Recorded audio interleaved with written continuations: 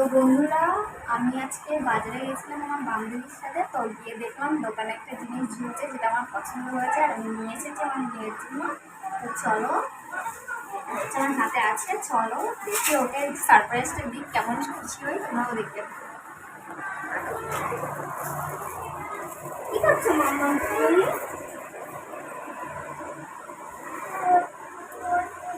বসে আছো? তোমার জন্য কিন্তু আমি একটা গিফট নিয়ে এসেছি। চোখ বন্ধ করো।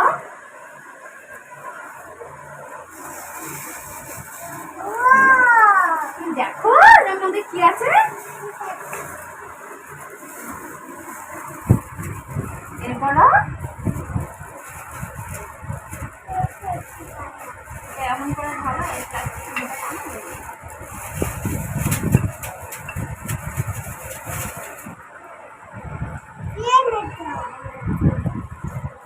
তুমি উঠি গেল, তার জন্য এটা নিয়ে এসেছি তোমার জন্য।